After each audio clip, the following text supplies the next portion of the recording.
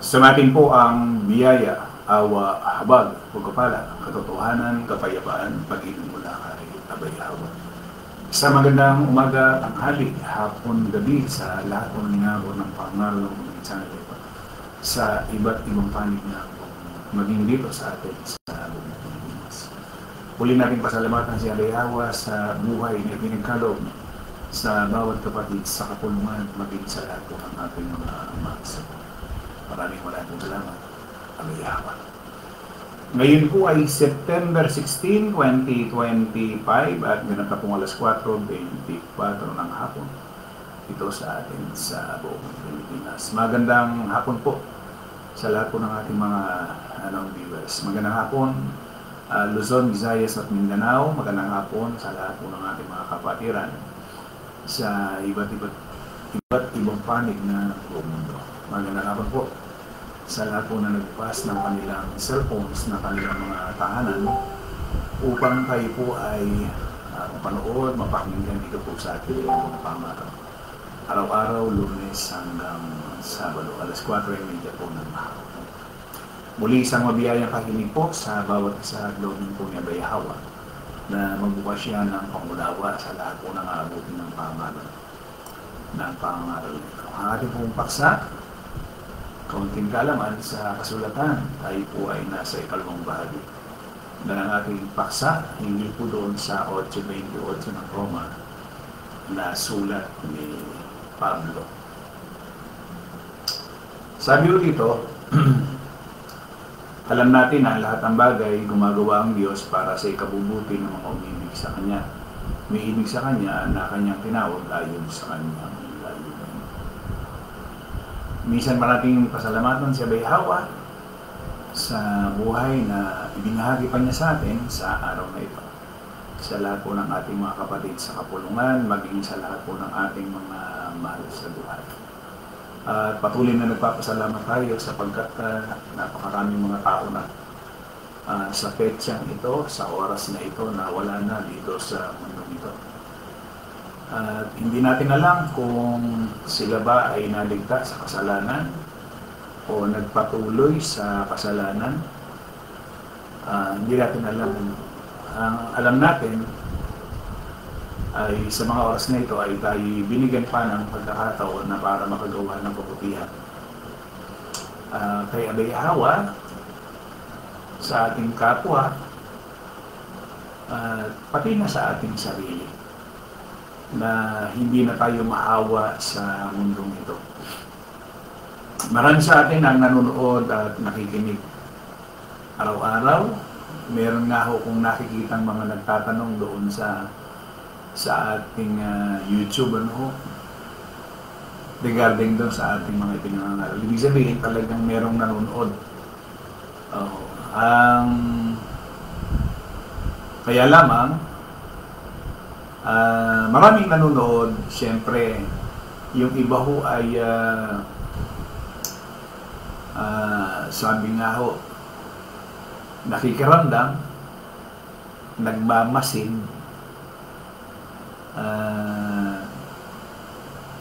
yung iba ay pinag-aaralan. Yan o ang pagkakaiba kasi ng may pagtawag ka at doon sa wala. Kasi pagka may pagtawag ka, tinatawag kasi yung tao sa pamamagitan ng kanyang ebanghelyo, no? So kung ang layunin mo ay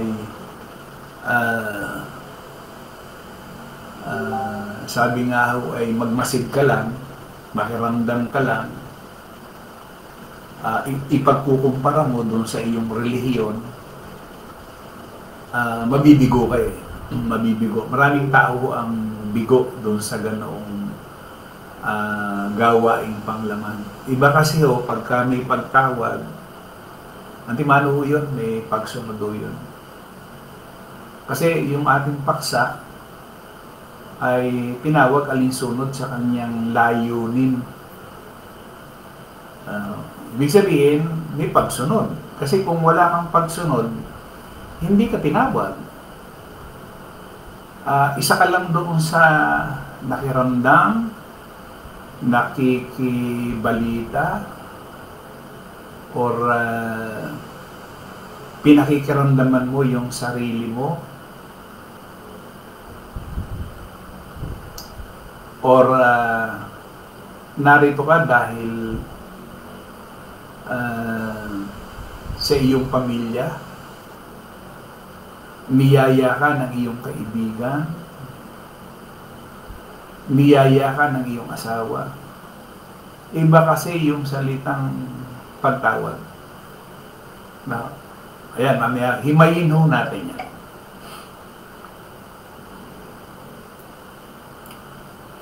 Magandang hapon, Brad Emiliano Umali, Lisa Indinibli Corsiga, Juliet Umali, Esther Loren Paulan Fernandez, Brad Jesse Juarez, Carlo Roll,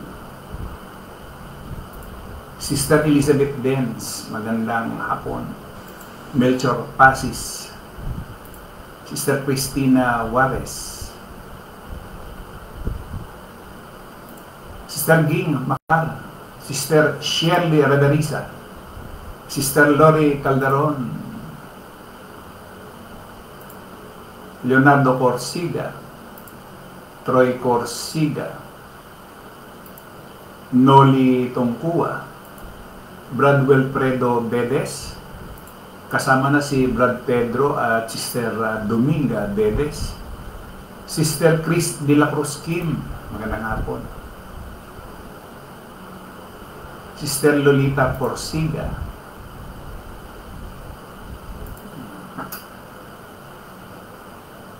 Fortunato Juarez, Rosana Rose, Brad Edmondo Umali,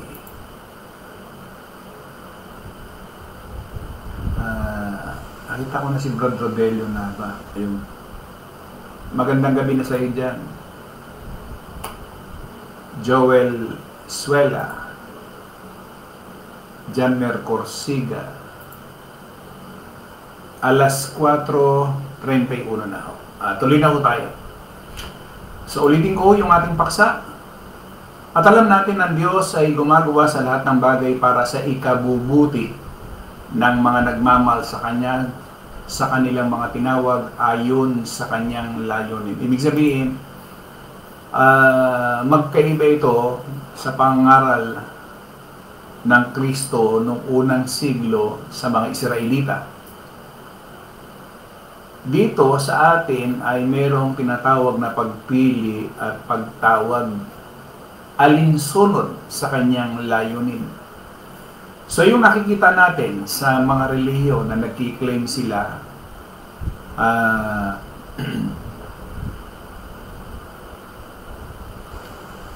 nagkiklaim sila regarding do sa kanilang sila ang wika yung tinubos, sila yung maliligtas,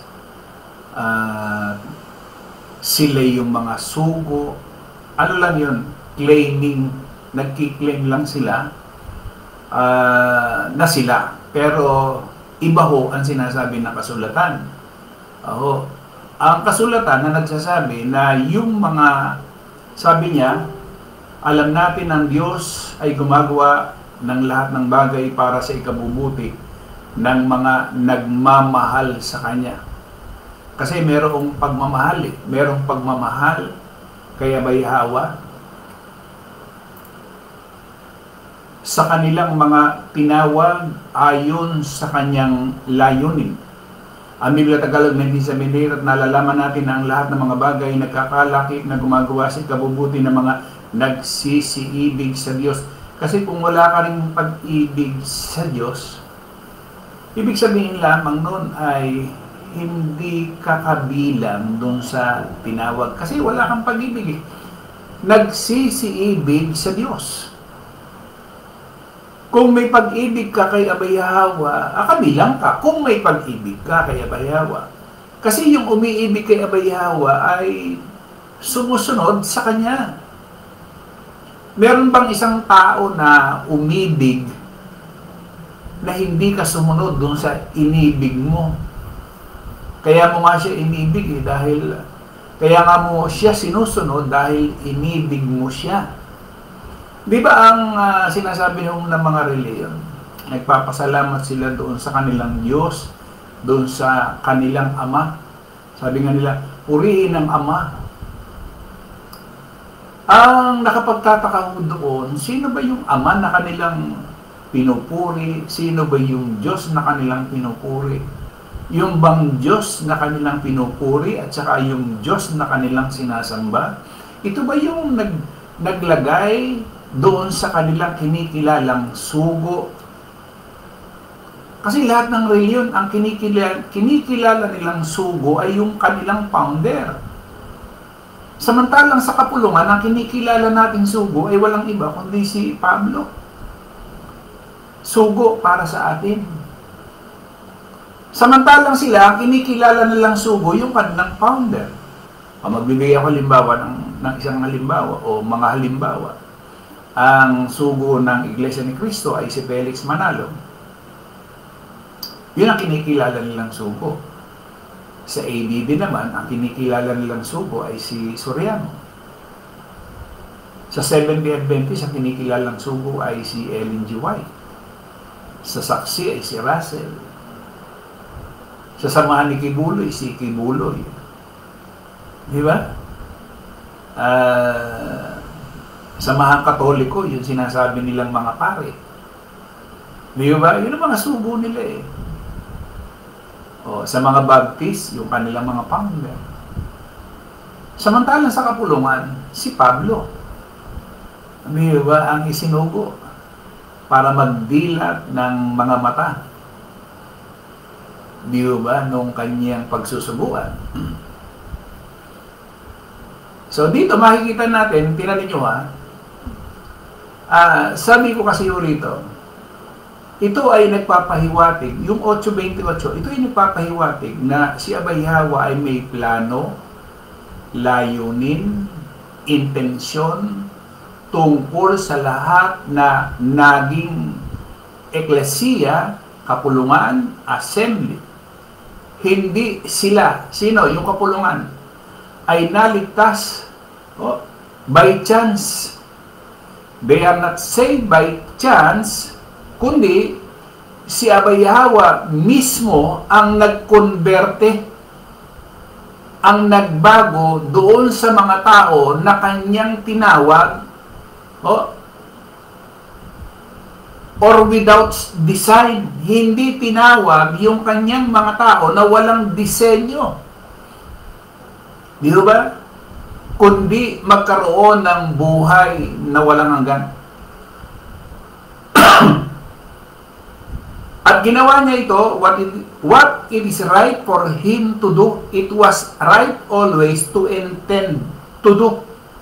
What Yahweh always meant to do, yun daw gusto niyang gawin, ay yung kanyang layunin o plano. Ibig sabihin, layunin, plano ni Abay Hawa. Hindi layunin ng kung sinong pastor, ministro, obispo. Kasi ang nakita natin, ang sinusunod ng mga miyembro ay yung layunin ng mga founder. Ano-ano ba yun, Brad? Yung mga layunin ng mga founder na sinusunod ng mga miyembro. O lagi natin inihalimbawa yung templo, simbahan, sambahan, moske, katedral. Yan yung layunin ng mga nangangaral, ng pare, ministro, imam, na tuwing linggo, kinakailangan sasamba ka, sisimba ka. Para sa kanila, obligasyon yun. Hindi po pwedeng hindi ka sisimba, hindi ka sasamba. Yan ang tinatawag nilang pagsamba every Sunday. At kung may ibang araw, halimbawa Huwebes or Miyerkules or Sabado, kinakailangan pupunta ka. Which is sa kasulatan, ang pagsamba ay sa espiritu. Wala ko niyan. Di ba? So, iba. Iba talaga. Tinawag ang matao o yung mga kapatid sa kapulungan ayon sa kanyang layunin. Oh. That He has such a purpose in regard to the salvation of His people at ito ay pinagtitibay. Isa. Ano ibig sabihin? Halimbawa, yung nakalagay doon sa Roma 9:11. Ito, ASND. Bago pa man ipinanganak ang kambal. Ito yung si Esau, Sinabi ng Diyos kay Rebecca, maglilingkod ang nakatatanda sa nakababatang kapatid. Sinabi ito ng Diyos nung wala pa silang nagagawang mabuti o masama, para patunayan na ang pagpili niya ay batay sa sarili niyang pasya at hindi sa mabubuting gawa ng tao. Antindihan na. Tingnan niyo Sabi ho dito,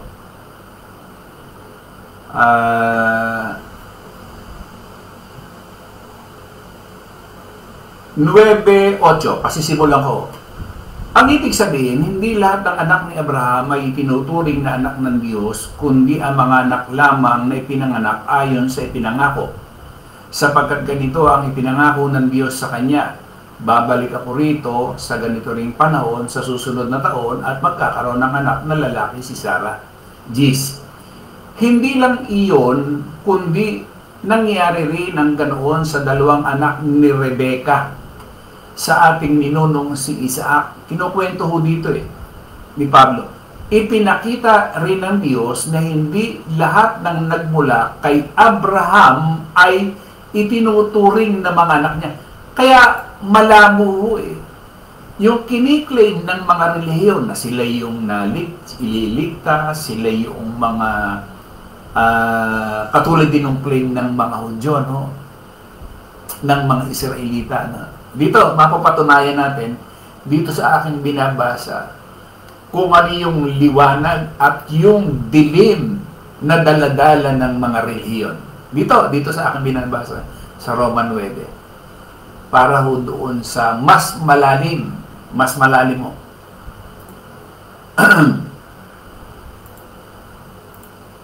Sabi ho dito,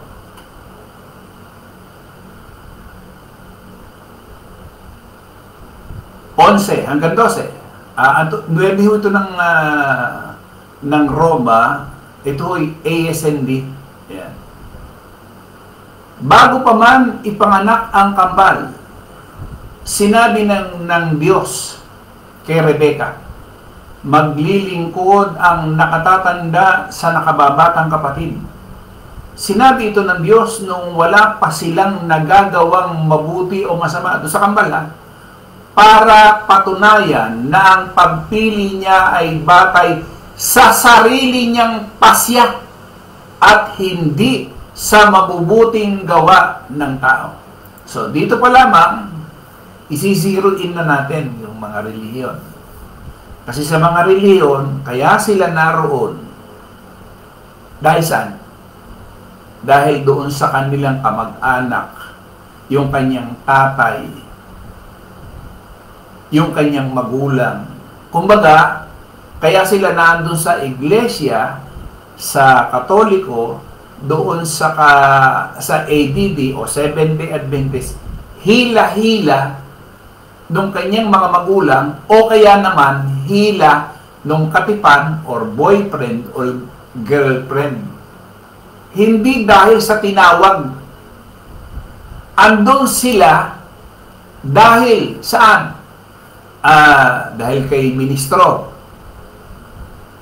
dahil kay pastor, hindi dahil kay abayawa, kaya naroon sila. Liwanag ko yan hindi dahil sa mabubuting gawa. Di ba? 13.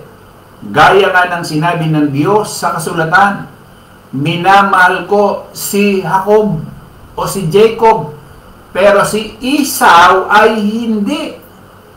So, doon pa lamang makikita na natin, meron pala talaga na tinawag at meron siyang hindi tinawag. Ako niya, meron siyang pinili at meron siyang hindi pinili. Hindi ibig sabihin, halimbawa sa isang pamilya, pinili ko yung nanay, ay damay na pati. Yung asawa, damay na lahat, yung mga anak na yun, damay na lahat yun. Kaya makikita natin, pinagmamalaki nila na akay nino, akay ng magulang. Pinagmamalaki nila yun akay ng magulang. Sumunod yung kanyang panganay, sumunod yung ikalawa, sumunod yung ikatlo, bunso. Inakay. Nakonberte. Sino nagkonberte? Diyos ba? Si Abayawa ba? Hindi. Ang nagkonberte yung ministro, yung pastor. Hindi si Abayawa. So, ibig sabihin talaga, hindi sila talaga magkakaroon ng salitang kaligtasan.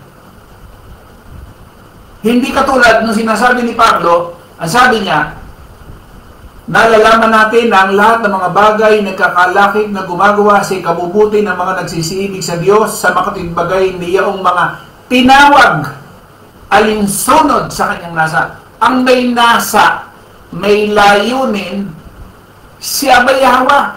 Kaya ka tinawag niya dahil gawa niya. Hindi gawa ng relihiyon, hindi gawa ng sekta, kundi siya. Ang may nasa, ang may layunin. Kaya dito pa lang makikita na natin Kung ikaw ay nakikikapulungan lang, nakikisama lang, dito makikita natin Kung may pag-ibig ka ba talaga kay Abayawa o wala. Diba? Alinsunod sa kanyang nasa or layunin.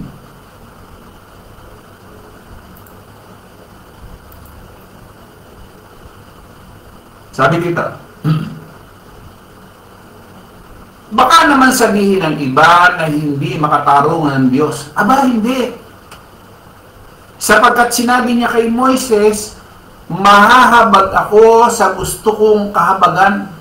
Maawa ako sa gusto kong kaawan. Di na kay Abayawa ang kapangyarihan. Wala sa kung sino man. Hindi mo pwedeng sabihin yung magulang mo na kaya ka nariyan dahil doon sa dinala ka ng magulang mo or nung girlfriend mo or nung boyfriend mo na konberte ka dyan sa reliyon. Walang pinag-uusapang reliyon dito. Adventista ka, saksi ka ni Jehovah, hindi ka maliligtas dahil sa relihiyon mo. Di ba? Walang pinag-uusapan.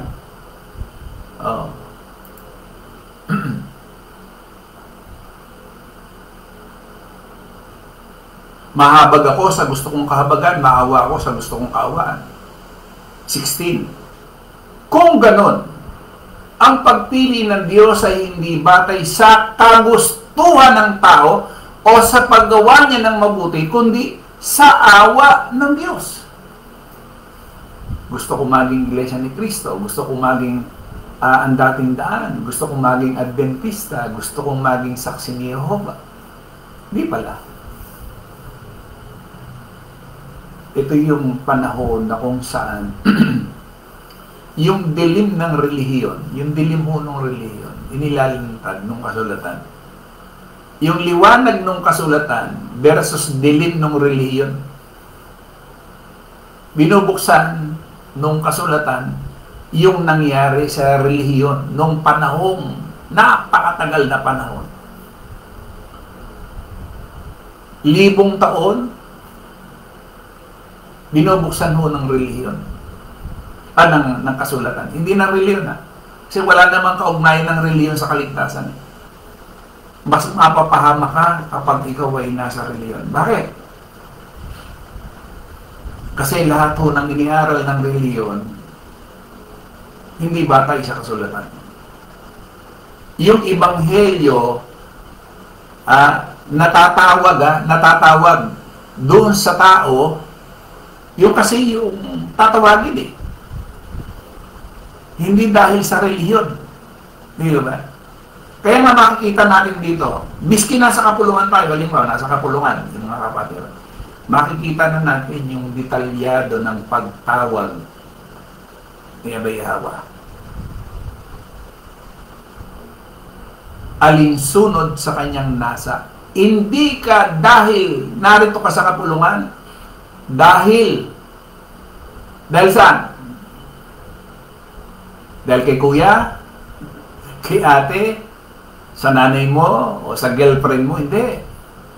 Narito ka dahil kay Abay Hawa. At kung narito ka dahil kay Abay Hawa, meron ginagawa si Abay Hawa.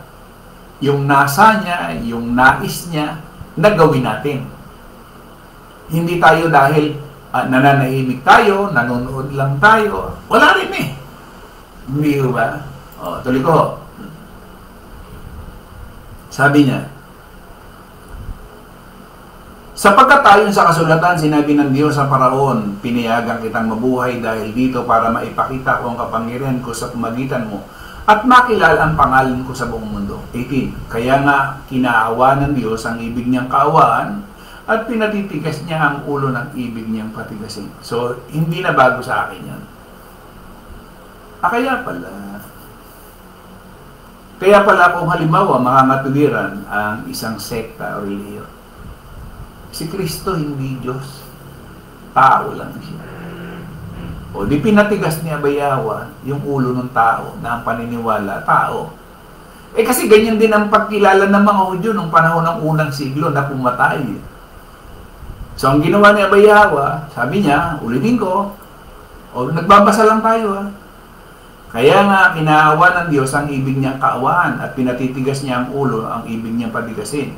So kung pinatigas niya Abay Hawa yung ulo ng isang tao, isang grupo, isang sekta, o 1 milyon, or 2 milyon, or 3 milyon, or 1 bilyon, si Abay Hawa nagpatigas nun. Kung siya naman ay naawa sa isang individual, sa isang grupo or kapulungan, kinahabagan niya, kinaawaan niya, or isang pamilya, siya ang naawa. Hindi dahil doon sa salitang mabuting gawa. Di ba? 19. Maring may magsabi sa akin, kung ganon, bakit pa niya pinapanagot ang mga tao sa kanilang mga kasalanan? At sinong makasasalungat sa kanyang kalooban? Pero sino ka para magreklamo sa Diyos ng ganyan?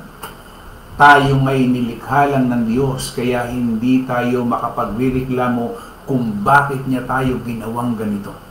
Tulad sa isang gumagawa ng palayok, may karapatan siyang gawin ng putik ayon sa gusto niya.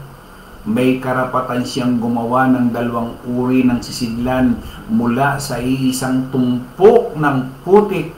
Ang isa ay pang-espesyal at ang isa naman ay pang-karaniwan lang.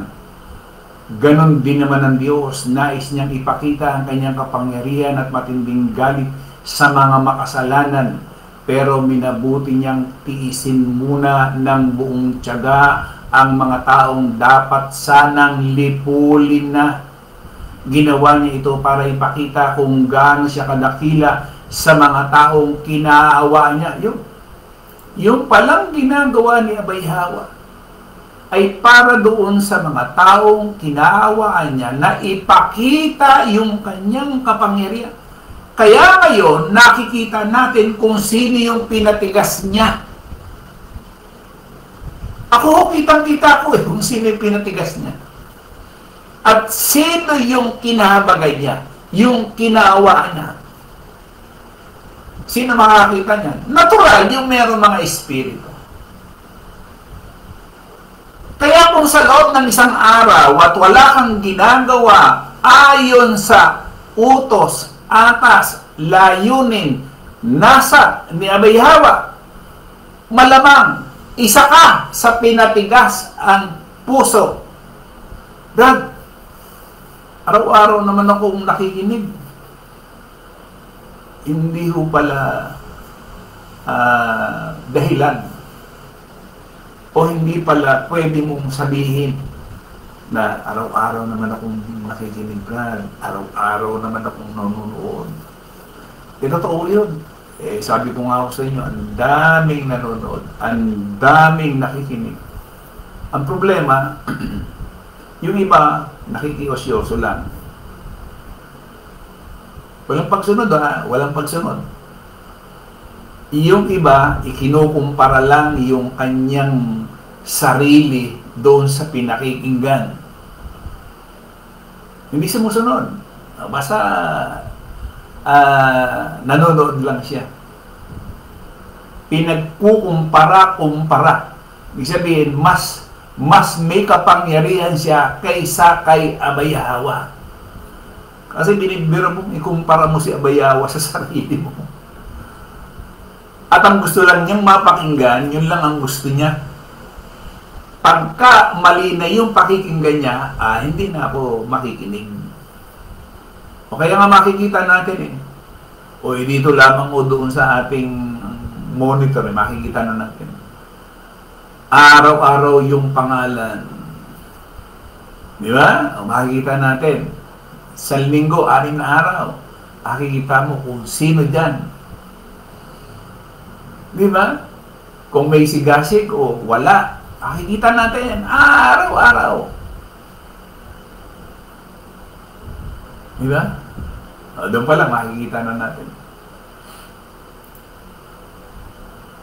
Ano na ako may reminder na ako. Sabi dito. Tutuloy ko lang ito. Ginawa niya ito para ipakita kung gaano siya kadakila sa mga taong kinaawa niya. Ibig sabihin, nagiging dakila si Abay Hawa doon sa mga taong ginawa niya, kinahabagan niya, dahil ipinakikita niya doon sa mga tao na yon kung gaano yung kapangyarihan niya at ipinakikita rin niya yung mga tao na pinatigas niya. Di ba?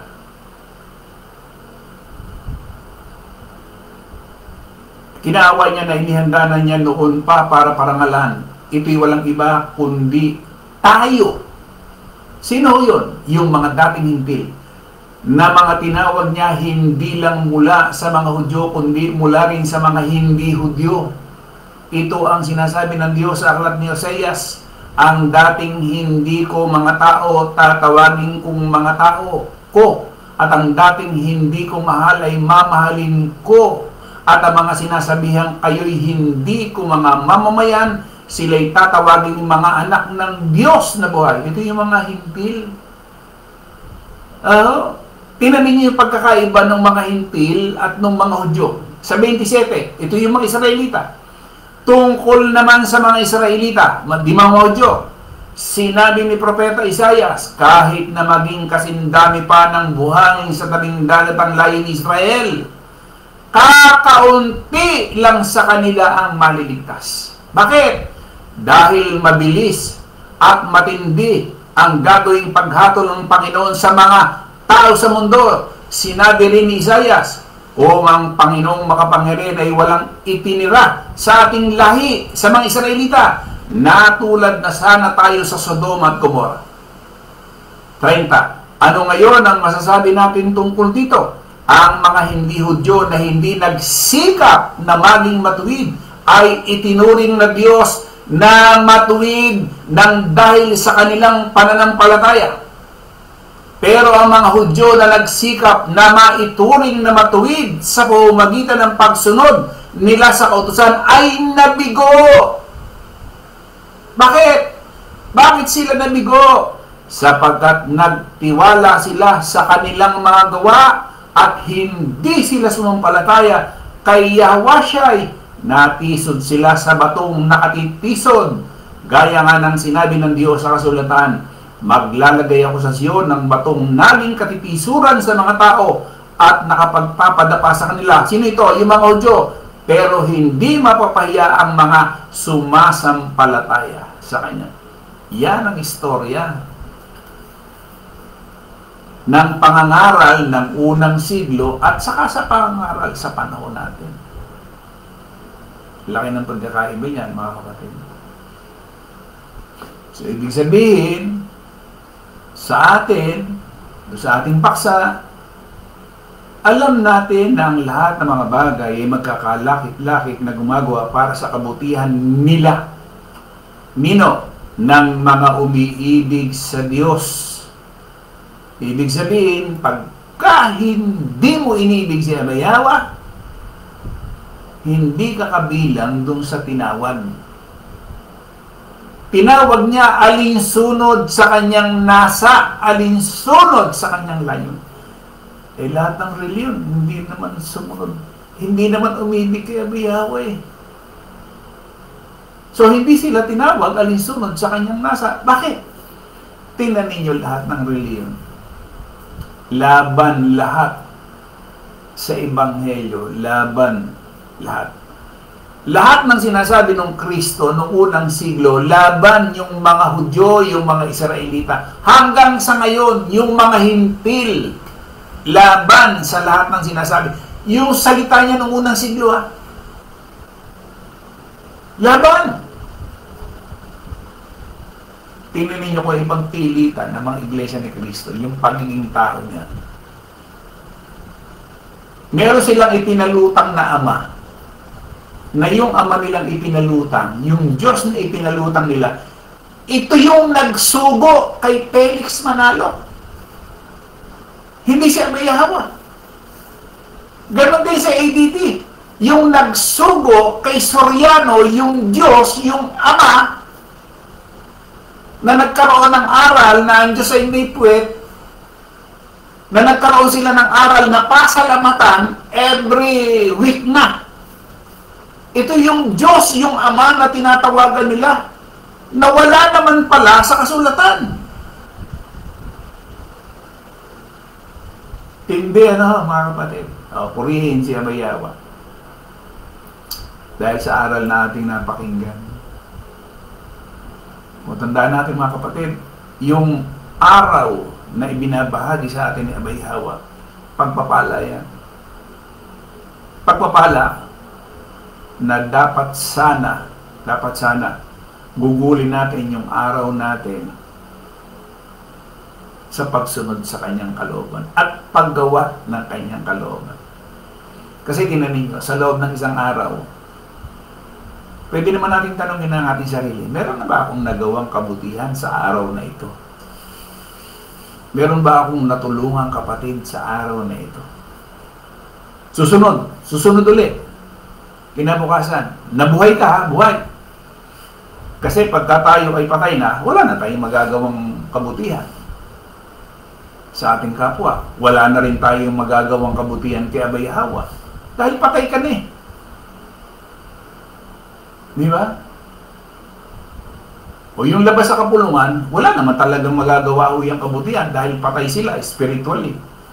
So wala na. Kahit na anong gawin nila, na sinasabi nilang gumawa sila ng ganito, nagbigay sila doon sa kanilang ganito. Walang kabuluhan kay Abayawa dahil spiritually dead. Ang ginagawa lamang nila ay gawa, tulong, panglaman, hindi pang spiritual. Di ba? Nakuha niyo po ba yun? O ganun din, mga kapatid. Sa bawat araw na tayo ay buhay, pagkakataon yan para makagawa tayo. Kaya nga sinasabi nga ni Pablo doon sa Hebreo 13, sa iba-ibang salina, mag-ano ako ng ilang minuto pa, Kaya ito ay laging ginagamit at laging ipinapaalala natin kasi mahalaga eh. Sana kung hindi nga mahalaga ito, di huwag na natin banggitin to. Di ba? Sabi niya,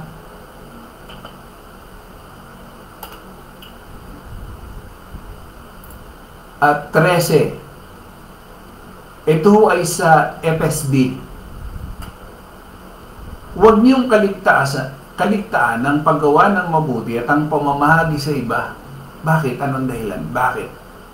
Halimbawa, sa araw na ito na tayo buhay, sabi niya, huwag niyong kakaligtaan ng paggawa ng mabuti at ang pamamahagi sa iba. Itong araw na to, bakit? Anong dahilan? Sapagkat ang Diyos ay nalulugod sa ganoong mga alay. Alam niyo, ang tagal na nitong sitas na ito. Pero ang tanong mo, nagagawa ba? Pero may mga kapatid tayong gumagawa nito. O para sa kaalaman na meron. At nais kong sabi nga ho, tama ba yung terminong comparison? Bigyan ng comparison? Pwede. O inggitin? Siyempre, di ba? FSB yun. Ang Biblia Tagalog 1978. Natapot ang paggawa ng mabuti at pag-aabuloy. Huwag ninyong kalimutan sapagkat amang gayong hain ng Diyos ay totoong nalulugod. Hindi natin minsan ginagamit ito Itong mga talatang ito Ang dating Biblia 1905, datapot ang paggawa ng mabuti at ang pag-aabuloy, huwag ninyong kalimutan. Bakit? Sapagkat sa mga gayong hain ng Diyos ay totoong nalulugod. SND, ang paggawa ng mabuti at pakikibahagi sa paglilingkod ay huwag ninyo itong kaliligtaan. Huwag ninyong kalilimutan. Sapagkat kalugod-lugod sa Diyos ang mga handog na tulad nito. SND, huwag nating kalimutan ang paggawa ng mabuti at pagtulong sa iba dahil sa ganitong uri ng handog ay kalugod-lugod sa Diyos. Magandang balita, Biblia Tagalog. At huwag nating kaligtaan ang paggawa ng mabuti at ang pagtulong sa kapwa sapagkat yan ay alay na kinalulugdan ng Diyos. Alam niyo ba, ito pagka binabasa na, yung iba nabibingi na. Di ba? Praise you, Abba Yahweh. Pero pagka dumating na sa puntong ito, kinaliligtan, imbis na huwag kaliligtan, huwag kalilimutan, pero kinaliligtan. Sige po mga kapatid, Domin po ni Bayawa, bukas ituloy po natin sa ikatlong bahagi. Itong ating pagtalakay. Magandang liga.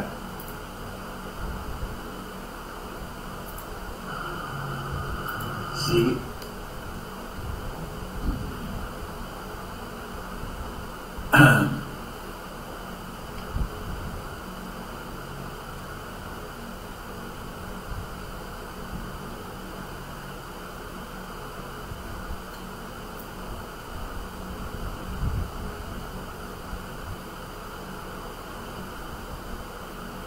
Sister Shirley Bando Abrera, magandang hapon. Jen L. Juarez. Brad Sam Rotoni, magandang hapon. Brad Mel Umali. Sister Vivian Bando Humana.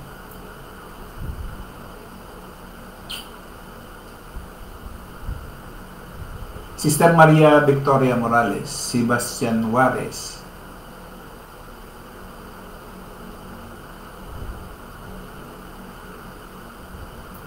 Leonardo Corsiga, katuwiran ng iba kung saan nagmula ang kanyang ninuno, doon siya hanggang mamatay. Kaya nga merong pagtawag Totoo yan. Kung saan ako nagising, doon ako mamatay. Kaya may pagtawag. Kung hindi ka tatawagin, yung katuwiran mo, na dito ka na namatay, dito ka nagising, dito ka mamatay. Tama ho yun. Kasi hindi ka nga tatawagin. Talagang yung lundo nun, yung ending nun, talagang doon ka na mamamatay. Diyan ka nagising as Catholic, o diyan ka nagising sa pagiging INC or ADD. Tama ho yun. Inilagay na ni Abba Yahweh sa mga taong ito yung ganong katuwiran kasi nga hindi na talaga sila tatawagin. Hindi na sila kahahabagan. Tama ho yun. Matagal ko na narinig yun